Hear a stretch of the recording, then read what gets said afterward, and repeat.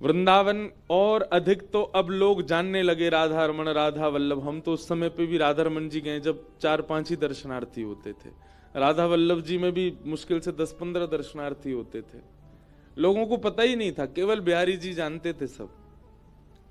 तो बिहारी जी की वजह से ही वृंदावन में लोग बाग आते थे, जिनके चश्मा और पर्स लूट के बंदरों का घर चलता था। तो बिहारी जी सरदार हैं सब बानरों के। तो आज ऋषिकेश के बानर भी उछल रहे हैं, गंगा मैया से कह रहे हैं अगले जन्म में हम वृंदावन कोई बानर बनाइयो। तो ये स्थान मेरा विश्व का सबसे प्रिय स्थान है, जहां अभी हम बैठे। हम तो आके 1 घंटा पहले ही बैठ गए, यहाँ पे बाहर आनंद ले रहे थे, क्योंकि ये जो यहाँ वृक्ष हैं ये सामान्य नहीं है। ये साक्षात भजन स्थली है, तपस्थली है। हम आप सबसे प्रार्थना करेंगे ये 7 दिन बहुत श्रेष्ठ अवसर जानिएगा अपने जीवन के, कि आप लोग इस भूमि पर बैठे, इस स्थान पर बैठे। कथा का समय सुबह का है 10 से 1 बजे तक। मन हमारा ज्यादा कर गया तो 2 भी बज सकते हैं, हमारे मन के ऊपर है। मन लगना चाहिए कथा में। आप लोग उसके बाद अगर समय रहे, एक तो यहां भोजन बहुत कम कीजिएगा, हमारी पहली प्रार्थना। जो बाहर से आए वो सब लोग सुनो, पगड़ी वाले सबरे सुनो। भरतपुर से आए हैं, निश्चित ही भोजन की उत्तम व्यवस्था लेके आए होंगे, पर फिर भी कम करना। 2 रोटी की भूख है तो 1 ही पाइएगा। ये हम आपको ऐसे ही नहीं बोल रहे हैं आनंद में, ये हम वास्तविकता बोल रहे हैं। लालाओं ने एक ध्यान रखियो, एक आध मंच पे आ सके इनमें थे, क्योंकि ये झांक रहे हैं इधर उधर थे। और 1-2 बजे तक आपका जब प्रसाद आदि हो जाए, उसके बाद फिर यहीं आ जाना और यहीं पर किसी वृक्ष के नीचे आसन लगा के बैठ जाइए। कुछ मत करो, आंख खोल के केवल देखते रहो, यहां की वायु का ही स्पर्श करते रहो। कुछ करना चाहो तो अपने गुरु मंत्र का जाप करो, जो नाम आपको अति प्रिय हो वो नाम का जाप करो। और कुछ नहीं तो बस बैठे बैठे गंगा जी को देखते रहो। आपको अपने कई प्रश्नों के उत्तर मिलेंगे। यहां कई महापुरुषों ने यहां बैठकर के भगवत अनुभव किया है। इसलिए कोई ऋषिकेश में कथा के लिए हमसे निवेदन करता है, वैसे तो इस कथा के लिए तो मैंने ही कहा था कि ऋषिकेश में कराओ। हमारे जो यजमान हैं कथा के, वे उनका भाव था महाराज जी आप जहां कहो वहां कथा कराएं। मैंने कि मेरा बस चले तो मैं तो ऋषिकेश में ही कथा करता रहूं, मुझे बहुत अच्छा लगता है यहाँ पे। आपने कहा जैसी व्यवस्था बनेगी हम बनाएंगे। पूरे परिवार को लेकर, रिश्तेदारों को लेकर के यहाँ आए और यहाँ ये उत्तम स्थान है। और देखो ठाकुर जी ने भी कैसी कृपा करी। दिसंबर चल रहा है, अभी तो खूब जोर से धूप निकल रही है। कल परसों तो ऐसा सके कि मैं और आप भी एक दूसरे ना देख सकें। ये हवा चलनी जैसी बंद भई, ऐसो कोहरा पड़ेगा, ऐसो जाड़ो पड़ेगा, किकड़ते आए करोगे सवेरे कथा में। पर यहाँ हीटर वीटर लगे, नीचे बैठ जाए करियो तो खूब आनंद आएगा कथा में।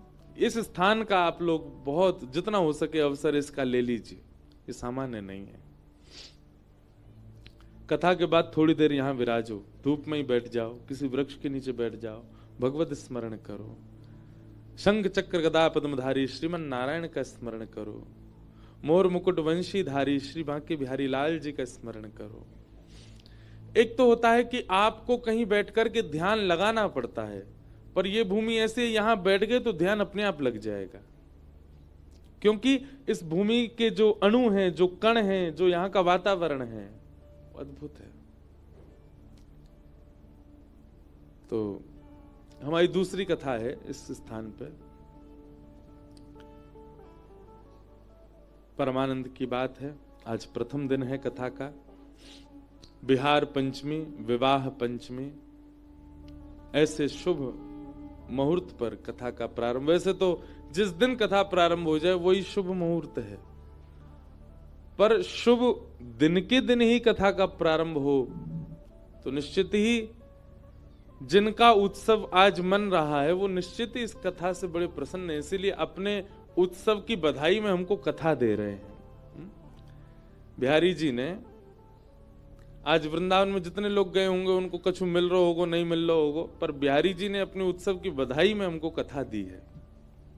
आज ये बधाई मिल रही है।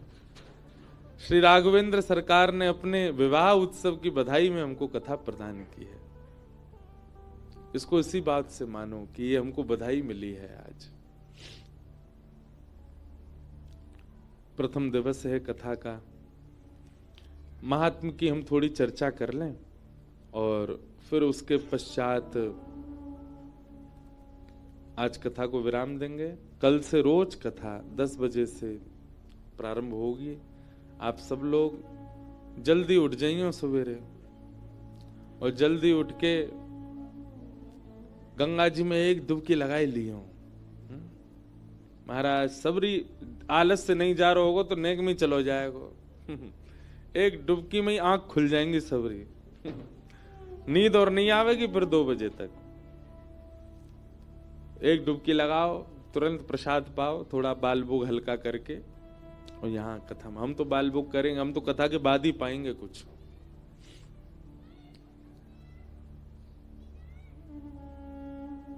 सच्चिदानंद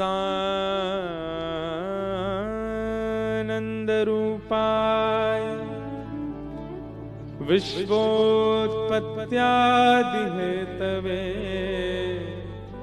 तापत्रय विनाशाय श्री कृष्णाय वयं नमः। यहां 9 विषयों की चर्चा की जा रही है। ठाकुर जी के भीतर 9 भाव है।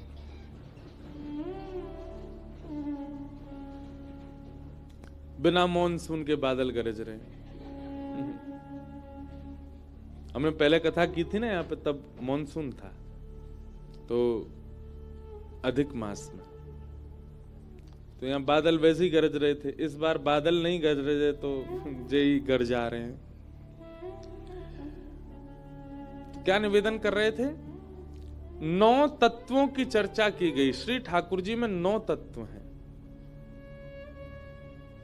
3 रूप, 3 गुण और 3 कर्म।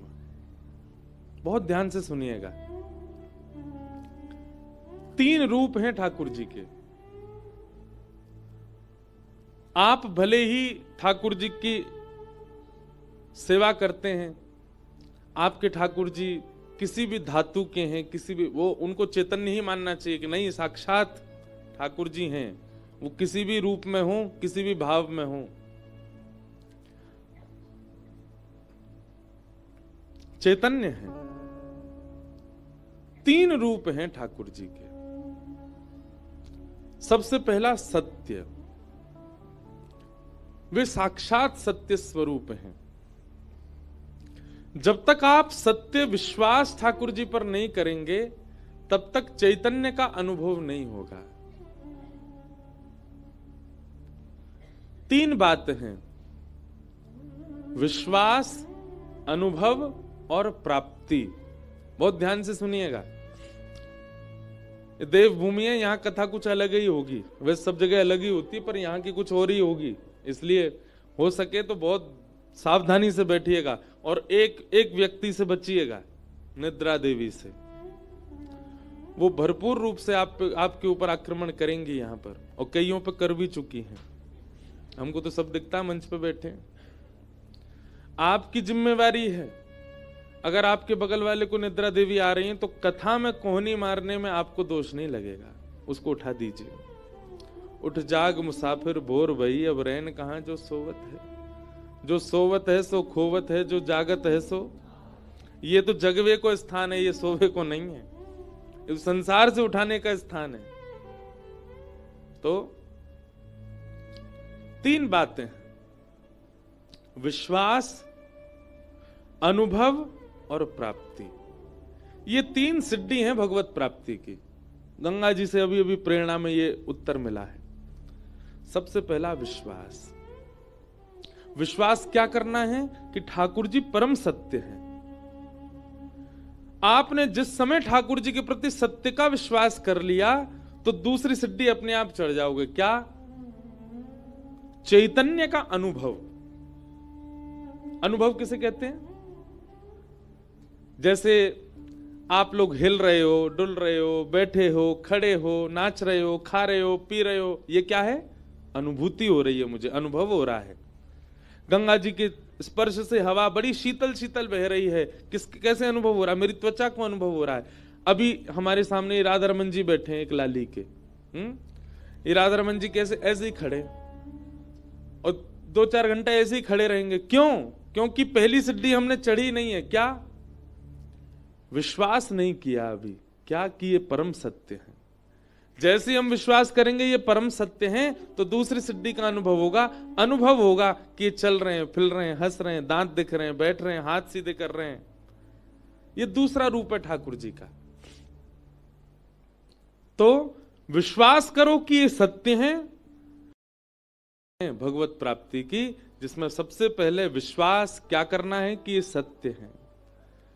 आपने सत्य का विश्वास कर लिया तो दूसरा क्या होगा? चैतन्य का अनुभव, कि साक्षात चैतन्य, जड़ नहीं है ठाकुर जी। जैसे हमारी त्वचा है, जैसे हमारे गाल हैं, जैसे हमारी आंख है, जैसे हमारी नाक है, ऐसी अनुभूति होने लगेगी। ठाकुर जी के भी ऐसे ही हैं। और इन सब से तीसरा क्या होगा? आनंद की प्राप्ति। तो विश्वास, अनुभव और प्राप्ति, सत्य, चैतन्य और आनंद, ये 3 भगवान के रूप हैं। विश्वास तो आपको करना पड़ेगा। बिना विश्वास के इस भाव में आप प्रवेश नहीं कर पाओगे। दूसरी बात, ठाकुर जी के 3 गुण हैं। कौन कौन से 3 गुण हैं? उत्पत्ति, पालन और प्रलय। इस संसार को बनाना, इसका पालन करना और इसका लय कर देना, ये ठाकुर जी के 3 गुण हैं। विश्वोत्पत्त्यादि हेतवे। जैसे एक बालक छोटा होता है, मिट्टी का कुछ बनावे, फिर उसका कुछ दिन पालन करे और एक दिन उसका दिमाग ऐसा होता है वो खुद के पैर से ही उसको तोड़ देता है। खिलौना खरीदने के लिए माता पिता से जिद करे, फिर उस खिलौने की देखभाल करे और एक दिन खिलौना ही तोड़ दे। ऐसे ही ठाकुर जी पहले सृष्टि को बनाते हैं, उसका पालन करते हैं और एक दिन संहार कर देते हैं। तापत्रय विनाशाय। 3 प्रकार के ताप होते हैं। ताप मतलब दुख, आदि दैविक, आदि भौतिक, आध्यात्मिक। उन तीनों तापों का जो विनाश करते हैं, जो नाश करते हैं। तापत्रय विनाशाय श्री कृष्णाय वयं नुमः। ऐसे श्री कृष्ण को हम बारंबार प्रणाम करते हैं, नमन करते हैं। ठाकुर जी के हो जाने के बाद बंधुओं एक चीज बहुत ध्यान से सुनना, पीड़ा जीवन में आएगी पर अनुभव नहीं होगी। एक संत थे, ध्यान से सुनना। एक संत थे, वो बेचारे इसी भाव में रहते थे। तो एक दिन बैठे थे, तो बैठे बैठे बस बैठे गंगा जी के किनारे बैठे बैठे उनको भगवत स्मरण होता रहता था। किसी कीड़े ने काट लिया उनको एक जगह, और कीड़े ने काटा तो वो छोटा सा घाव हो गया वहां पर, लेकिन उन्होंने चिकित्सा नहीं करवाई, बैठे रहे, कोई बात नहीं, बेचारा एक जीव था, उसका पेट भर गया। ऐसा भाव रखा। हम लोग ऐसे नहीं बन सकते। पर मैं एक बात बता रहा हूं, इसकी श्रेष्ठतम और उच्चतम स्थिति कैसी होती है? भगवत सन्निधि मिल जाने के बाद फिर पीड़ा का अनुभव नहीं होता। तो कोई कीड़ा काट गया तो बोले कोई नहीं, एक जीव का पेट भर गया। अब क्या हुआ कि उसकी चिकित्सा कराने का उनको मन में आया कि इसकी थोड़ी दवाई ववाई करा लें। तभी उन्होंने देखा 2-4 मक्खी आके उस पर बैठ गई। तो मन में सोचे अगर हमने इसकी चिकित्सा करा ली तो बेचारी मक्खी भूखी रह जाएंगी। बैठन दो। धीरे धीरे धीरे वो घाव फैलता चला गया, फैलता चला गया, फैलता चला गया। महाराज ऐसी स्थिति, सत्य घटना बता रहे हैं, सत्य संत की घटना है। उनके उस स्थान का खूब बड़ा वो हो गया घाव, कीड़े मकोड़े लग गए, गंदगी हो गई काफी। अब तो ऐसा हो गया कि उसमें कीड़े घूमने लगे ऊपर, लेकिन वो बैठ करके अपना भजन करते रहते। और कभी कभी देखते अगर कोई कीड़ा उसमें से गिर भी जाता ना तो उसको उठा लेते, अरे बेचारा क्या गिर गया, कहां जाओगे, क्या खाओगे पियोगे, तुम्हारा परिवार क्या है, यहीं बैठे रहो, खा जाओ इसको। ऐसा था। एक बार कुछ लोगों ने उनको देखा, बड़े भजनानंदी महात्मा, लेकिन उनके हाथ पे ऐसा घाव देख करके परिवार कुछ लोग गए, बोले महाराज जी आपकी चिकित्सा करवा दें हम। बोले नहीं नहीं हम ठीक हैं, बढ़िया है, हम भजन कर रहे हैं, आप लोग हमको प्रसाद दे देते हैं, इन लोगों का कौन है और इस हाथ से हमको करना क्या है, इसमें से थोड़ा बहुत कुछ पा लेते हैं, इनका पेट ही तो भर रहा है, होने दो। मैं फिर कह दूं, हम इस स्थिति में पहुंच जाएं इसके लिए नहीं कह रहा हूं मैं आपको, लेकिन भगवत भजन इस स्थिति तक पहुंचा देता है कि आपको फिर पीड़ा नहीं होती। लोगों को बहुत बुरा लगने लगा, उनके शिष्य परिकर सब इकट्ठे हो गए, बोले महाराज जी खुद नहीं जामे राजी राजी तो इनको जबरदस्ती ले चलो वैद्य के पास।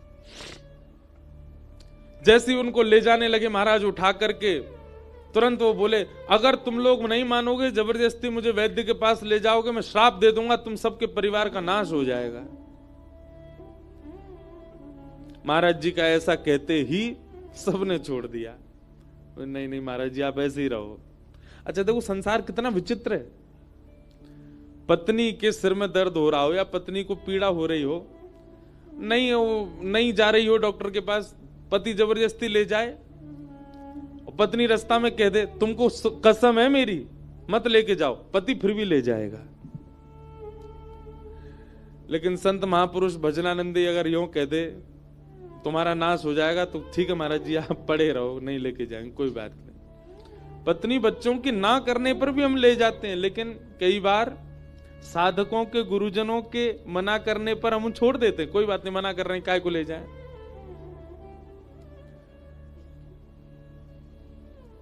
छोड़ दिया सबने उनको। अभी तो महाराज जी बड़े नाराज हो गए, बोले तुम लोग ले जा रहे हो वैद्य के पास और मुझे जाना नहीं है। तुरंत उन्होंने क्या किया, गंगा जी में प्रवेश कर गए और कंठ भर गंगा जी में बैठ गए। सब लोग बाहर से याचना करें महाराज जी आप बाहर आ जाओ। महाराज जी बोले मैं क्रोध में हूं, मुझे छेड़ो नहीं, बैठे रहो। 1 दिन 2 दिन 3 दिन 4 दिन बीत गए, गंगा जी में बैठे रहे। किनारे पर लोगों की भीड़ लग गई, बोले महाराज जी को घाव हो गया, डॉक्टर के पास ले जा रहे थे तो गुस्सा में गंगा जी में चले गए, अब पानी से ना जाने उस घाव का क्या हुआ होगा। 4 दिन बाद उन संत को पता नहीं क्या हुआ, निकले और जैसे ही बाहर आए तो मुख तो उनका था सांवला सांवला सा, और मुख से लेके नीचे तक सारा अंग बिल्कुल श्वेत वर्ण का हो गया और वो घाव भी बिल्कुल स्वच्छ हो गया, बिल्कुल ठीक हो गया। बाहर आए, सबने कहा बोले महाराज जी आप तो काया पलट करवाया है अपना, चरणों में प्रणाम किया। बोले घाव कैसे ठीक हो गया, बोले गंगा जी जाने। सब उनने मंगल किया। मतलब पीड़ा होने पर कष्ट नहीं और पीड़ा दूर हो जाने पर प्रसन्नता नहीं। ऐसा होता है एक भक्त का जीवन, एक वैष्णव का जीवन। हम इस स्थिति में तो नहीं जा सकते, हमको तो न कोई सुई चुभ जाए, चींटी काट जाए तो हम भागें, पर कहीं ना कहीं भजन आप कर रहे हैं और वो भजन आपको फलीभूत हो रहा है, उसका ये प्रमाण है कि संसार की पीड़ा आपको पहले से कम कष्ट देने लगे। समझ जाओ भजन लग रहा है, पहले के समान आप कष्ट में हैं, पहले से अधिक कष्ट में हैं। लोग करते तो भजन है, नाम जप कर रहे हैं महाराज पूरे दिन, और जैसे ही रोटी खावे पहुंचे रसोईया के आगे, ए भाई कहा कर दिए तेने तो नमक ही नहीं डाला, इसमें थोड़ा नींबू तो निचरो, इसमें थोड़े चाट मसाला तो डालो, इसमें थोड़ी न मिर्च तो डाले। जीव का चटोरापन नहीं जा रहा और करते भजन है, वो भजनानंदी नहीं है। वस्त्र पहन लिए तो दर्जी की क्लास लगा दी, तेने यहां तो ये बढ़ा दियो, तेने यहां तो यूं कर दियो, हम सत्य बताएं अपनी बात। हमारे पंडित जी यहां नहीं आए हैं बेचारे, लेकिन ऐसे प्रेमी पंडित जी हैं, वो कई बार अपनी बगलबंदी पहना के भेज देते हैं हमको। हाथ कस गए, यहां से कमर कस गई, और ऐसे कितनी बार कथा करके आ चुका हूं मैं। कितनी बार तो यहां से बगलबंदी फटी होती, किसी को पता भी नहीं होता, 5-10 हजार प्रणाम और कर जाते हैं लोग, बाद में पता चली पीछे से फट रही है। अद्भुत है हमारे महाराज जी। लेकिन पहले फर्क पड़ता था, अब नहीं पड़ता।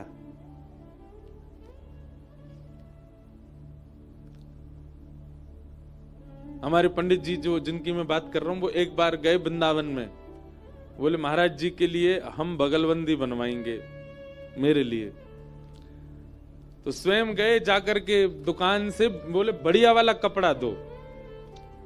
तो जो दुकानदार थे उन्होंने देख लिया कि पंडित जी बेचारे बड़े भोले हैं, तो उन्होंने टेरिकॉट होता है ना, बिल्कुल सबसे लोअर क्वालिटी का कपड़ा, वो निकाल दिया और उसका रेट बताया हाई क्लास का।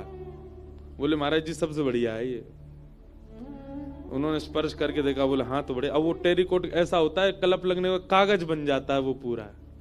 अगर मैं यहां से मोड़ दूं तो ऐसा ही बिल्कुल जैसे कागज को मोड़ देते ऐसा हो जाए।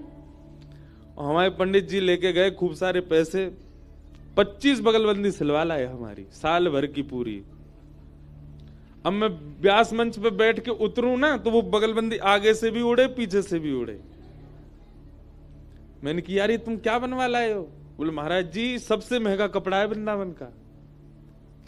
फिर एक जानकार कोई कलकत्ता के मिले, उनसे मैंने कहा यार ये कपड़ा कैसा है, ये उड़ता रहता है, ये कहीं से भी दबा दो ये बिल्कुल कागज की तरह सिमट जाता है।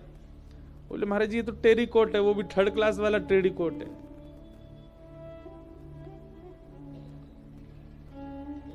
तो कथा सुनते सुनते सुनते सुनते ऐसी स्थिति हो जाती है, सुख दुख का ज्यादा आभास नहीं होता, ज्यादा पता नहीं लगता, फिर सम होने लग जाता है हमारा स्वरूप। मुख धोया है कि नहीं, बाल काढ़े हैं कि नहीं, कभी कभी ऐसी स्थिति भी आ जाती है।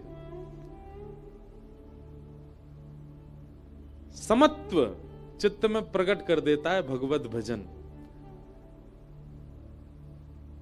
न पीड़ा आने पर ज्यादा कष्ट होता है और ना सुख आने पर ज्यादा प्रसन्नता होती है। समभाव।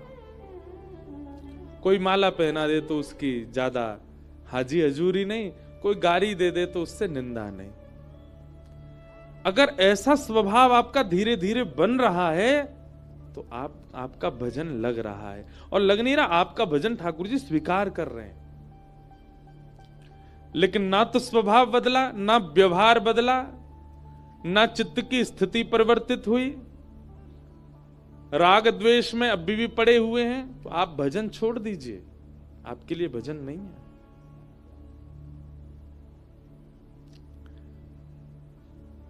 तापत्रय विनाशाय श्री कृष्णाय वयं नुमः।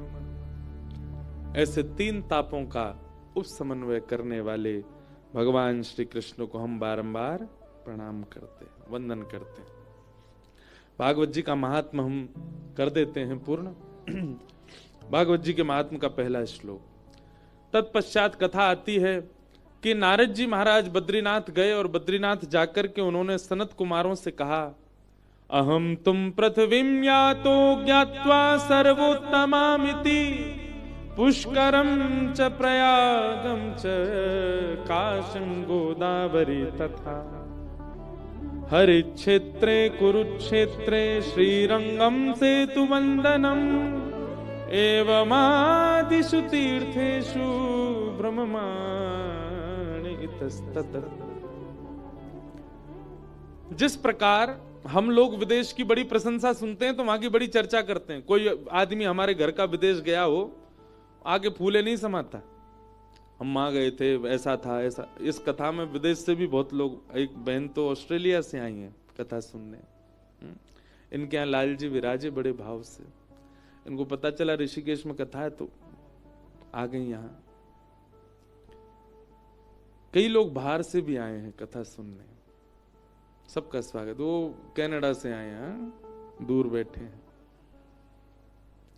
आप कहोगे महाराज जी विदेश वाले पता है, हम लोग नहीं पता। विदेश में क्या है ना कि भीड़ भाड़ कम होती है तो बहुत समीप से मिल लेते हैं सबसे, इसलिए विदेश वाले थोड़े पता है। तो जब विदेश से व्यक्ति आता है ना, तो जो लोग विदेश नहीं गए उनके बीच में बैठ करके वो बड़ी प्रशंसा करता है, अरे वहां की सड़क तो ऐसी है, वहां के रोड तो ऐसे हैं, वहां की गाड़ियां ऐसी, वहां की बिल्डिंग ऐसी। तो बेचारे जो नहीं गए वो ख्वाब देखते हैं, अच्छा हम कब जाएंगे पता नहीं, कैसा लगता होगा वहां पे। अच्छा अभी वहां रात हो रही है, बोले हाँ। अभी वहां दिन हो रहा है, बोले हाँ। और जो विदेश से आया व्यक्ति वो अपने आप को कुछ समझता नहीं, फिर वो कई लोग ऐसे होते हैं, पर धीरे धीरे जाने के बाद फिर वो भी सामान्य हो जाते। पर जो पहली बार होके आया हो वो तो इंसानों को इंसान ही नहीं समझता। तो जैसे विदेश से आया व्यक्ति विदेश की बड़ी प्रशंसा करता है, तो ना गए हुए लोग ख्वाब देखते हैं कि हम कब जाएंगे। ऐसे ही बंधुओं इस पृथ्वी की प्रशंसा होती है कहां पर? देवलोक में। जो जो देवता यहां भ्रमण करके जाते हैं वो वहां जाकर के जो देवता नहीं आए उनको प्रशंसा सुनाते हैं। अरे पृथ्वी तो ऐसी है, वहां पे पता है एक तीर्थ है उसका नाम बद्रीनाथ है, वहां पे एक नदी बहती है उसमें स्नान करके पाप नष्ट हो जाते हैं, उसका नाम गंगा है। अरे वहां के लोगों को तो उत्सव मनाने को मिलता है, कथा सुनने को मिलती है, नाचने गाने को मिलता है, सब अच्छी बुराई सब बातें होती हैं। एक बार नारद जी महाराज ने सोचा, बोले भैया पृथ्वी की इतनी प्रशंसा सुनी मैंने, इतनी प्रशंसा सुनी, मेरे मन में आया मैं घूमने तो जाऊं पृथ्वी है कैसे। लेकिन जैसे ही मैं पृथ्वी पर आया, जैसा सुना था वैसा कुछ नहीं मिला यहां पर, बिल्कुल विपरीत। और यही होता है, विदेश की प्रशंसा आप सुन लो, आपके मन में होगा मैं भी जाऊं, पर जब आप पहुंचेंगे ना यूं लगेगी अरे यार क्या झूठ बोला था हमसे। वो बिल्कुल विपरीत है। स्वच्छता होगी, सुंदरता होगी, पर मन नहीं लगेगा आपका, विशेष रूप से अगर आप भारतीय हो तो।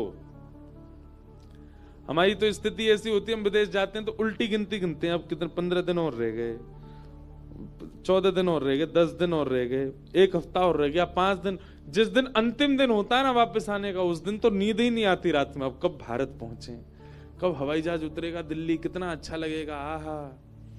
मट्टी की खुशबू आ जाती है महाराज जैसे ही इंडिया की टेरिटरी में घुसता है भारत में हवाई जहाज। उतरते ही हॉर्नों की आवाज सुनाई देती है, तब शांति पड़ती कानों को। इतने दिन से हॉर्न ही नहीं सुने थे। तो नारद जी महाराज ने जब पृथ्वी को देखा, वो जैसे सुन के गए थे वैसे तो दिखी नहीं उनको। नारद जी ने उसी का वर्णन किया यहां पर, अहम तुम पृथ्वीम यातो ज्ञात्वा सर्वोत्तमामिति। मैंने इस पृथ्वी को बहुत उत्तम समझा था, पर यह बिल्कुल उत्तम नहीं है। नारद जी बोले, नारद जी से पूछा गया कहां कहां गए आप, तो नारद जी वर्णन करते हैं, पुष्करम च प्रयागम च काशीम गोदावरी तथा हरिक्षेत्रे कुरुक्षेत्रे श्रीरंगम सेतुवंदनम एवमादिषु तीर्थेषु। अब यहां मुझसे किसी ने प्रश्न किया, बोले महाराज जी यहां बंबई नहीं लिखा, कलकत्ता नहीं लिखा, दिल्ली नहीं लिखा, सारे तीर्थों के नाम क्यों लिखे? क्या नाम लिखे? पुष्करम च प्रयागम च काशीम गोदावरी तथा। गोदावरी कहां बहती हैं? गोदावरी जी कहां हैं? नासिक में। नासिक भी तीर्थ है। तो हरिक्षेत्र, हरिक्षेत्र किसको कहते हैं? इसी को हरिद्वार ऋषिकेश इसको हरिक्षेत्र कहते हैं। हरिक्षेत्र कुरुक्षेत्र श्रीरंगम सेतुवंदनम। सेतुवंदनम मतलब रामेश्वरम। इनमें से 3 जगह तो हम अभी जा ही रहे हैं।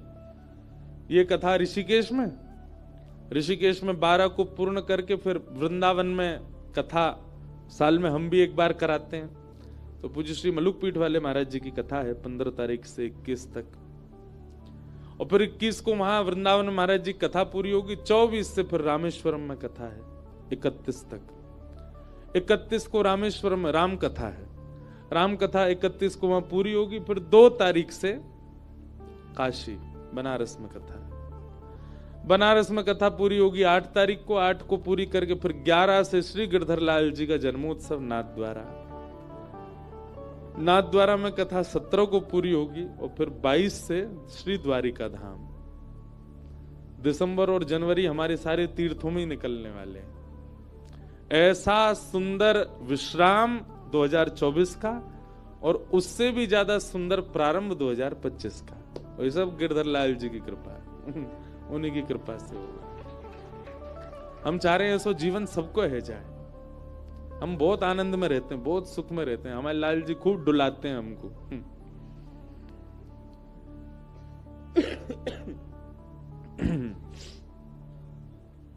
नारद जी तो प्रश्न उठा कि यहां पे तीर्थों का नाम क्यों है। नारद जी कह रहे हैं कलयुग में जब तीर्थों की ये भयावह स्थिति हो गई है तो शहरों का तो नाम क्या ही ले, वहां की तो और भी ज्यादा बुरी स्थिति होगी। तीर्थों का नाम इसलिए लिया भैया, तीर्थों में जब इतनी भयावह स्थिति है तो ये तो तीर्थ हैं, शहरों का तो जाने क्या हाल हो रहा होगा। नारद जी महाराज ने यहां सब बताया। मंदा सुमंद मतयो मंद भाग्यायुपद्रुता पाखंड निरताम संतो, पाखंड निरता संतो विरक्ता सपरिग्रह। मंदा सुमंद मतयो, मंद बुद्धि लोग हैं कलयुग के।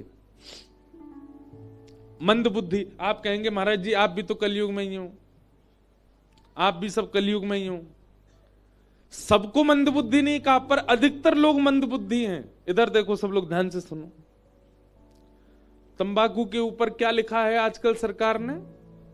Tobacco kills. हिंदी में भी लिखा है कि इसको खाने से कैंसर जैसी गंभीर बीमारी हो सकती है। मंद बुद्धि है कि नहीं? फिर भी सबसे ज्यादा खाने वाली वस्तु वही है कि नहीं? मंद बुद्धि लोग। मदिरा पान करके अगर कोई व्यक्ति सभा में आ जाए उसको भगा दिया जाता है, लेकिन उस मदिरा से ही सबसे ज्यादा सरकार के पास धन जा रहा है। मंद बुद्धि है कि नहीं है लोग?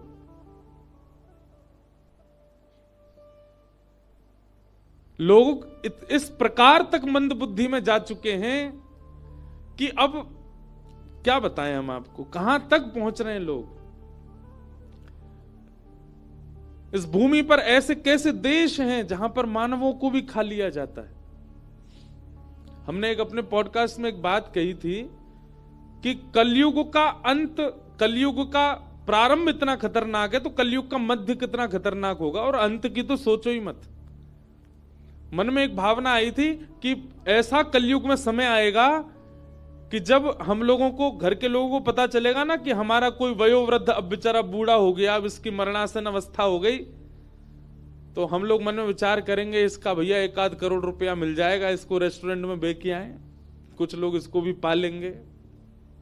ऐसा भी समय आएगा कलयुग में कि लोग मानवों को ही खा जाएंगे, क्योंकि जानवर तो बचेंगे ही नहीं। धीरे धीरे सबकी तादाद कम होती जा रही है, केवल मानव ही बढ़ता जा रहा है सब जगह।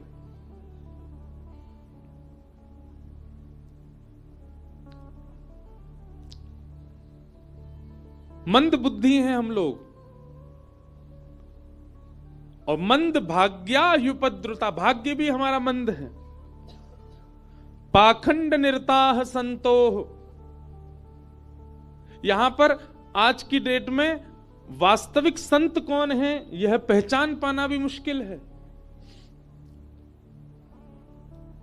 रूप धारण करके, भेष धारण करके ना जाने कितने लोग घूम रहे हैं संत रूप में, भेष रूप में। एक सुंदर पद है, मुझे याद नहीं है, शायद कल सुनाऊं कथा में, शायद भगवत रसिक देव जी का पद है। भेषधारी हरि के उर सारे, वेश धारण करने वालों की संख्या ज्यादा है, वास्तविक संत बचे नहीं है अब भारत में। वो बात नारद जी यहां कह रहे हैं।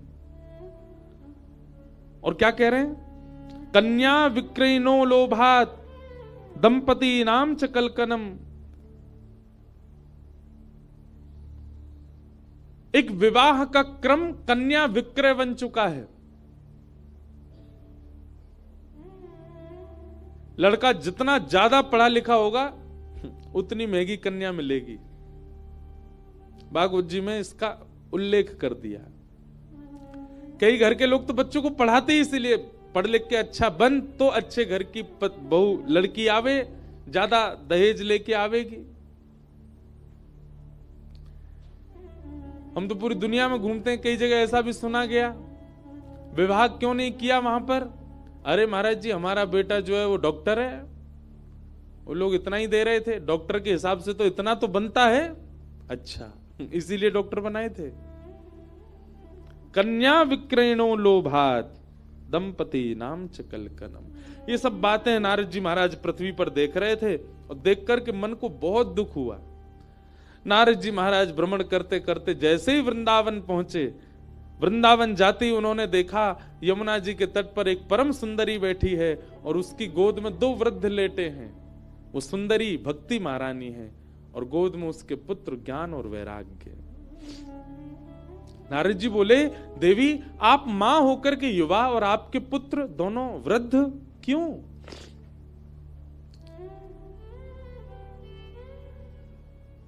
भक्ति महारानी ने कहा, कलयुग का प्रभाव। कलयुग में लोग भक्त तो हैं पर ज्ञान और वैराग्य से शून्य हैं, इसलिए मेरे पुत्र दोनों वृद्ध हो गए। हे नारद जी महाराज, मेरे पुत्रों कैसे युवा होंगे? कृपा कर इसकी कोई योजना बनाइए। नारद जी महाराज ज्ञान वैराग्य की युवावस्था के लिए भ्रमण करते करते बद्रीनाथ पहुंचे। तब सनत कुमारों ने उनसे कहा, आप भागवत की कथा कराओ। नारद जी महाराज बोले, भगवान मैंने वेद पाठ सुना दिया, मैंने गीता पाठ सुना दिया, वेद पाठ गीता पाठ से जिनका कल्याण नहीं हुआ भागवत जी से कैसे हो जाएगा? तब सूत जी महाराज, तब सौनकादि ऋषि कहते हैं, सनकादि ऋषि कहते हैं, हे नारद जी, श्रीमद् भागवत फल है और वेद वृक्ष हैं। वृक्ष से पेट नहीं भरा जाता, फल से भरता है। आप एक बार भागवत जी का आश्रय लेके तो देखिए। नारद जी ने पूछा, कहां कथा कराऊं, कैसे कराऊं? तब इसी स्थान के बारे में बताया। गंगाद्वार समीपे तू तटमानंद नामकम। गंगा द्वार यानी कि हरिद्वार। बद्रीनाथ में बैठे सनक सनंदन सनातन सनत कुमार कहते हैं, नारद जी जब आप नीचे जाएंगे तो हरिद्वार यानी कि गंगा द्वार आने से पहले एक आनंद नाम का वन पड़ेगा जिसको ऋषिकेश कहते हैं। इसको ऋषिकेश क्यों कहते हैं? एक ऋषिका नाम की भक्ता हुई थी, उसने भगवान को पुकारा था। कई राक्षसों ने उस पर आक्रमण कर दिया, भगवत प्राप्ति के लिए तप कर रही थी। जब उस पर आक्रमण हुआ तो उसने भगवान को आर्तनाद से पुकारा, तो ऋषिका की रक्षा करने के लिए शंख चक्र गदा पद्मधारी ठाकुर जी प्रकट हुए और उसकी रक्षा की। इसीलिए उसी के नाम से ऋषिकेश। कहीं कहीं कथा आती कि उसने महादेव की आराधना की, महादेव प्रकट हुए, महादेव ने प्रकट होकर रक्षा की। और दूसरी बात यह है कि यहां पर सनक सनंदन सनातन सनत कुमारों ने कथा जब सुनाई, उनकी कथा सुनकर के जितने श्रोता थे वे ही यहां पर वृक्ष रूप में ऋषि बनकर के तप करने लगे। तो यहां की जितनी भी हरियाली दिख रही है, यहां की जितनी भी वृक्षों की गहराइयां दिख रही हैं, जितनी भी वृक्षों की जो विकसितता दिख रही है, ऐसा माना जाए कि यहाँ के वृक्ष ऋषि हैं और इन वृक्षों की जो ये विकसितता है यही उनके केश हैं, ऋषिकेश। मूल नाम इसका आनंद वन है। आनंद वन में कथा करो। और सनत कुमारों ने आकर के यहां कथा सुनाई। जिसमें अनेक देवता, अनेक देवी, अनेक ऋषि, अनेक महापुरुष सब पधारे, और वहीं भक्ति ज्ञान वैराग्य भी पधारे, जहां कथा सुनकर के ज्ञान वैराग्य की जर्जरता दूर हो गई। भक्ति सुतौ तौ तरणौ गृहीत्वा प्रेमैक रूपा सहसा विरासीत्। श्री कृष्ण गोविंद हरे मुरारे नाथेति नामानि मुहुर्वदन्ति। जैसे ही कथा बढ़ने लगी, कथा होने लगी, धीमे धीमे ज्ञान वैराग्य की वृद्धावस्था दूर होने लगी, भक्ति महारानी प्रसन्न होने लगी। कथा का ये प्रभाव है बंधुओं, बहुत ध्यान से सुनिएगा। इन 7 दिनों में आपके भीतर जो ज्ञान और वैराग्य है वे दोनों वृद्ध हो चुके हैं, लेकिन इन 7 दिनों में वे दोनों युवा हो जाएंगे। पर 7 दिन बाद जब 8वां दिन यहां कथा नहीं होगी, उसके बाद वे फिर से वृद्ध होने प्रारंभ हो जाएंगे। तो प्रयास क्या करना है, 7 दिन की कथा से आपको ऐसे ऐसे भाव जानने हैं, ऐसे ऐसे तरीके जानने हैं, जिससे आपके चित्त में युवा हुए ज्ञान वैराग्य सदा के लिए युवा ही रहें, वो कभी वृद्ध ना हो। कई लोग आकर के कहते हैं महाराज जी हम बहुत नाम जप करते हैं, बहुत भक्ति करते हैं, सेवा करते, पर हमारी भक्ति बढ़ नहीं रही है। क्यों? क्योंकि भक्ति के पुत्र ज्ञान वैराग्य आपके पास नहीं है। ज्ञान और वैराग्य कथा से मिलेंगे, उनको स्वस्थ रखना और युवा बनाए रखना 8वें दिन से आपकी जिम्मेवारी है।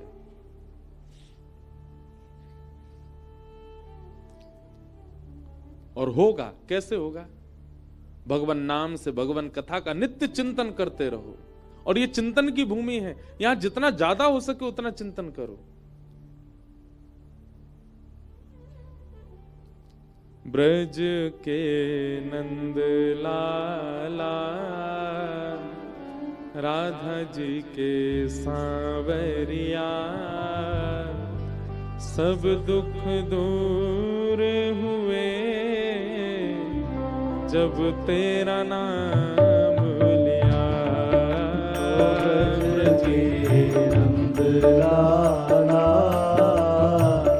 राधा जी के सांवरिया, सब दुख दूर हुए जब तेरा नाम लिया। ओ ब्रज के नंद लाला राधा जी के सांवरिया, सब दुख दूर हुए जब तेरा नाम लिया। ब्रज के नंद लाला राधा जी के सांवरिया, सब दुख दूर हुए जब तेरा नाम लिया। सब दुख दूर हुए जब तेरा नाम लिया। सब दुख दूर हुए जब तेरा नाम।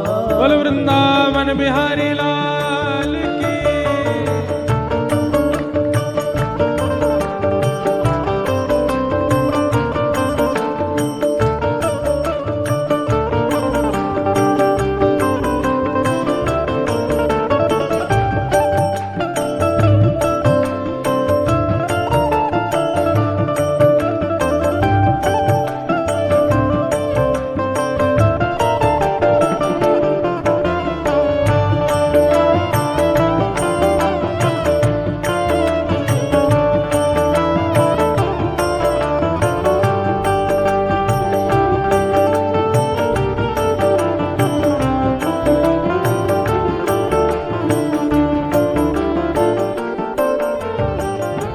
मीरा पुकारे तुम्हें गिरधर गोपाला।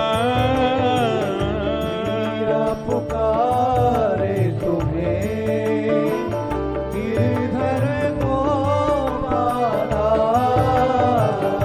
मीरा पुकारे तुम्हें गिरधर गोपाला।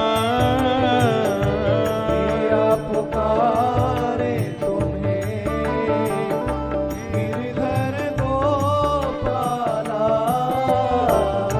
ढल गया अमृत में विष का भरा प्याला। ढल गया अमृत में विष का भरा प्याला। ओ विष का भरा प्याला कौन डुबाए उसे जिसे तूने राख लिया। सब दुख दूर हुए जब तेरा नाम लिया। सब दुख दूर हुए जब तेरा नाम लिया।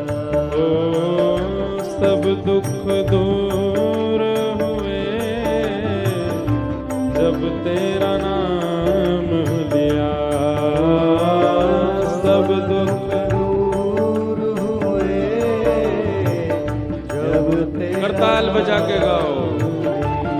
ओ ब्रज के नंद लाला राधा जी के सांवरिया। सब दुख दूर हुए जब तेरा नाम लिया। सब दुख दूर हुए जब तेरा नाम। श्री राधा रमण लाल की।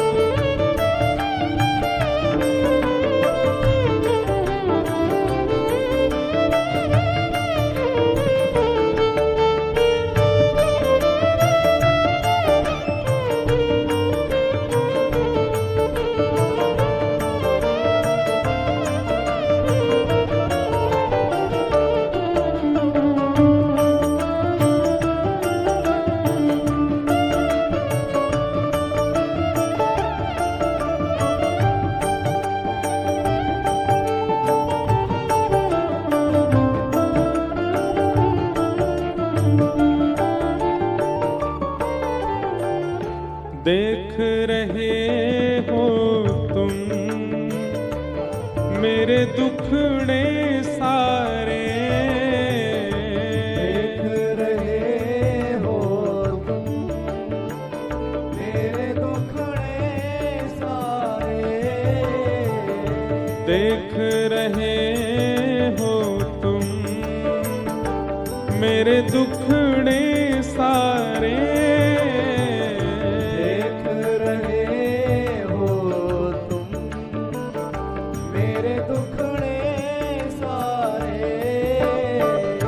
कब दर्शन दोगे मेरी आँखों के तारे। कब दर्शन दोगे मेरी आँखों के तारे। ओ मेरी आँखों के तारे। अधर पे मुरली है कांधे पे कामरिया। सब दुख दूर हुए जब तेरा नाम लिया। सब दुख दूर हुए जब तेरा नाम लिया। ओ सब दुख दूर हुए जब तेरा नाम लिया। सब दुख दूर हुए जब तेरा नाम लिया। करताल बजा के गाओ। ब्रज के नंद लाला,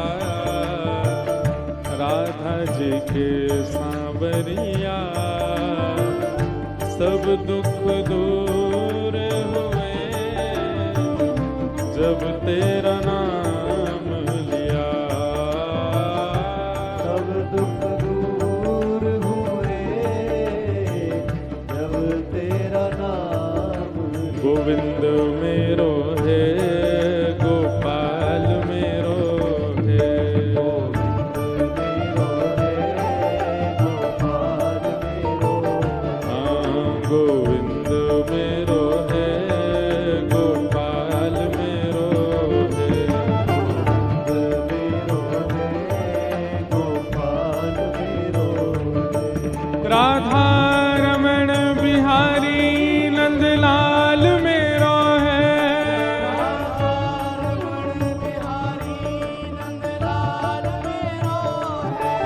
सेवा कुंज बिहारी नंदलाल मेरो है।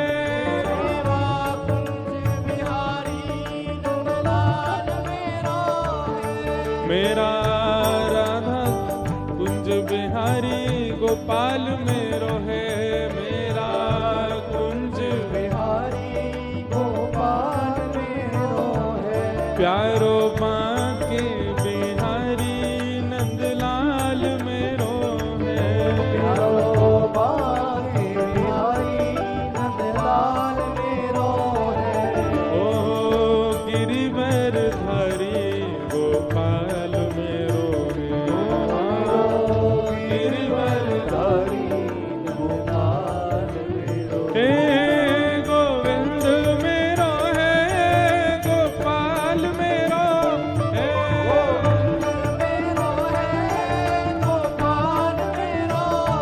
हे गोविंद मेरो है, गोपाल मेरो है।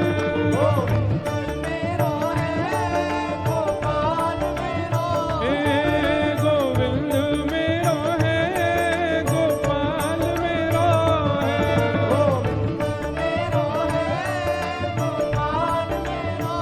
हाँ गोविंद मेरो है, गोपाल मेरो है।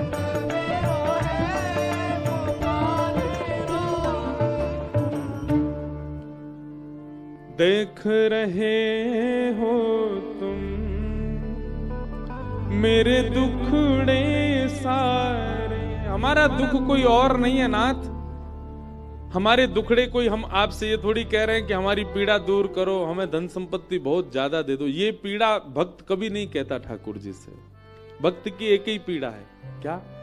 कब दर्शन दोगे मेरी आंखों के तारे, मेरी आंखों के तारे।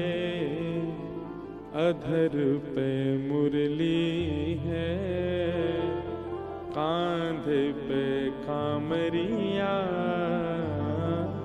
सब दुख दूर हुए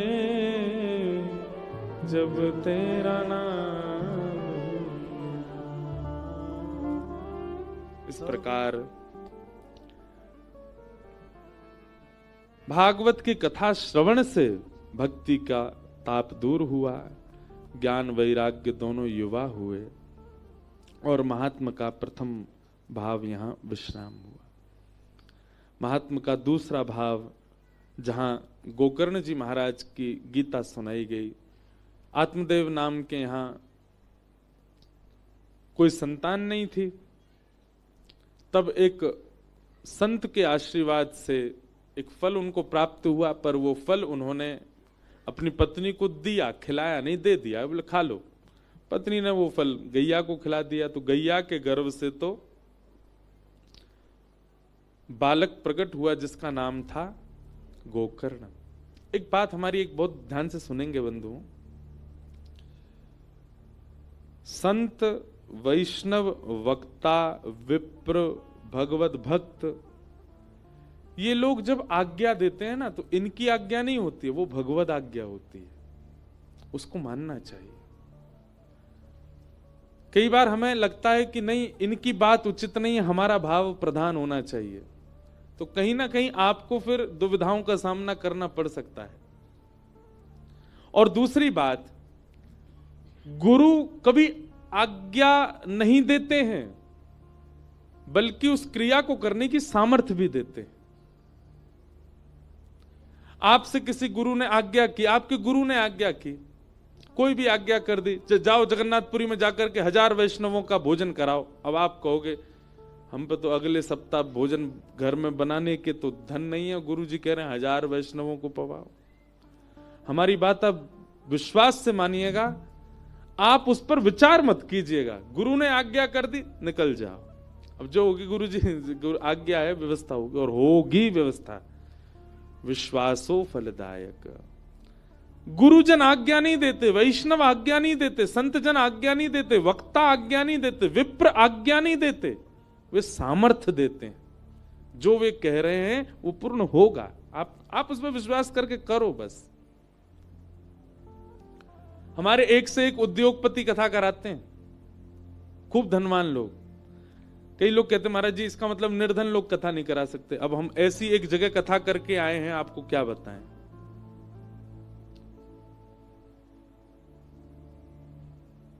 एक परिवार है, अब मैं जगह का नाम भी नहीं बोलूंगा, उनका नाम भी नहीं बताऊंगा, बस बता रहा हूं। इसी वर्ष की बात है, इसी साल की। एक कथा हुई एक जगह निश्चित, तो हम वहां गए कथा करने। जैसे ही हम पहुंचे तो हमारे पंडित जी लोग सब आए। मैंने इनसे पूछी, मैंने कि वो कौन है कथा जो करा रहे हैं? तो एक आधा सा निक्कर पहने, इतनी छोटी उसकी हाइट बेचारे की, वहीं खड़ा था। बोले ये है मुख्य यजमान। अब मैं उनको देख, मैंने आप मुख्य यजमान हो? बोले हाँ। मैंने बहुत बढ़िया भैया। मैंने कहा आप क्या करते हो? तो बोले महाराज जी हम कोई कार्य बताया उन्होंने अपना, वो करते हैं। मैंने कहा अच्छा चलो। जब उनकी व्यवस्था देखी हमने, तो ऐसे बड़े बड़े उद्योगपति भी व्यवस्था नहीं करते, नाक मुंह मोड़ते हैं, ये नहीं होगा, ये नहीं होगा, ऐसे नहीं होगा, ये होगा, हमारी तरह से होगा। महाराज जी को हमने बोला हम जैसे चाहेंगे वैसे बैठेंगे, जहां चाहेंगे वहां रहेंगे, हम जब बुलाएंगे तब आएंगे। सब लोग अपना अपना करते हैं, पर ऐसी उत्तम व्यवस्था। तो हमने संकोच में एक दिन उनसे पूछा, मैंने कहा आप एक बात बताओ, इतनी सुंदर व्यवस्था आपकी कैसे हुई? बोले महाराज जी हम आपसे बताना ही चाह रहे थे, हम पे तो श्री जी ने कृपा की। ये कथा हमको लाडली जी की आज्ञा से मिली है। मैंने कहा मतलब? बोले गलती से हमारे अकाउंट में 50 लाख रुपए आ गए। मैंने कहा हैं? बोले हाँ। बोले बैंक से हमको फोन आया, बोले बहुत बड़ा ट्रांजैक्शन हुआ आपके अकाउंट में। तो हम बैंक गए, बैंक वालों से जाके कहा भैया इतना बड़ा ट्रांजैक्शन आया है, गलती से आ गया है, हमारा तो हो नहीं सकता, जिन्होंने भेजा है उनको आप कॉल करो। तो बोले कॉल किया महाराज जी, कोई वो था, कोई फाउंडेशन थी, कोई ट्रस्ट था। बोले किसी ने फोन नहीं उठाया। बोले फिर हमने उनको मैसेज डाल दिया। तो बैंक वालों ने कहा देखिए 15 दिन में अगर इनका रिप्लाई आ जाता है और ये लोग अगर अपना पैसा वापस लेने की करते हैं जिज्ञासा तो ठीक है, नहीं तो आप बताओ। बोले नहीं तो हम कथा कराएंगे भैया, इससे और क्या है। बोले महाराज जी 15 दिन तक हमने श्री राधा हे श्यामाजू हे किशोरी जी। मन में ये भी भाव था कि भाई गलत पैसा यूज नहीं करना है, वो व्यक्ति जिसका भी ये बेचारा ले ले वापस, लेकिन मन में हो रहा था हे श्यामाजू कथा तो हम करा लेंगे, लेकिन हमको ऐसी करानी कि पूरा शहर आवे, सबकी भोजन की व्यवस्था हो, सबका लंगर हो, सबका भंडारा हो, और हम महाराज जी कथा सुनते हैं, हम इनको पूरे इनकी मंडली आवे, सब आवे। हमारा इतना खर्चा नहीं, खर्चा व्यवस्थाओं का खूब है। तो बोले महाराज जी 15 दिन हो गए, कोई फोन कॉल। वो बैंक वाले बोले आपको तो बधाई है, अब इसका टैक्स वगैरह जमा करवा देना जो भी है। बोले महाराज जी हमने फिर मन बना लिया कि इससे 1 रुपया भी अपने घर के लिए नहीं लगाना है, सबसे बोले सब कथा में लगाना। कथा कराई, ऐसी अद्भुत कथा। फिर एक दिन बोले महाराज जी हमारे घर चलो। मैंने कि चलो। जब मैं उनके घर गया तो बहुत संपन्न व्यक्ति के यहाँ किराए पे एक कमरे में रहते हैं वो। तो जब मैं घर पे गया तो नीचे जो घर के लोग स्वागत कर रहे, मैंने कि आपके परिवार, नहीं महाराज जी ये हमारे मकान मालिक हैं, हम तो इनके यहाँ किराए पे रहते हैं। मैंने कहा आपका घर कहाँ है? बोले ऊपर है, हम ऊपर छत पे हमारा कमरा, वहां रहते। ऊपर ले गए, 2-3 कमरे थे वहां, हॉल था, और उनके यहाँ सच में हृदय से ऐसा भाव आया कि सच में इनकी कथा श्री जी ने ही करवाई। अब भी मिलने आए, बोले कि कोई इंक्वायरी आई? बोले कोई फोन ही नहीं आया महाराज जी, ट्रस्ट वाले डाल के भूल भाल गए, कहाँ गए पैसा। हमको तो लग रहा वो ट्रस्ट वस्ट भी श्री जी ने ही बनवाई होगी और वो हमसे कथा करवानी थी उनके। अब आप आश्चर्य मानेंगे, विश्राम वाले दिन वो आए मेरे पास, बोले महाराज जी हमारे इतने पैसे अभी बच गए, उसमें से क्या करें। मैंने कहा व्यक्ति चाहता तो एक घर बना सकता था, व्यक्ति चाहता तो अपने सब कार्य पूरे कर सकता था। उनके कहीं कर्जे भी चल रहे थे, वो कर्जे भी नहीं चुकाए उन पैसों से। बोले हमारा मन है हम महाराज जी वृंदावन आकर के बहुत बड़ा भंडारा कर दें, वृंदावन के सब रसिक संत ब्रजवासी में करो। वृंदावन आकर के उन्होंने भंडारा किया। बड़े बड़े अरब खरबपति लोग 10-10 रुपया बांटते हैं भंडारे में भी, 500-500 रुपए बांट रहे थे सबको। 1 रुपया भी मेरे प्रयोग में नहीं रहना चाहिए, सब ठाकुर जी की सेवा। ऐसे ऐसे लोग भी हैं बहुत। हर कथा में एक अनुभव होता है।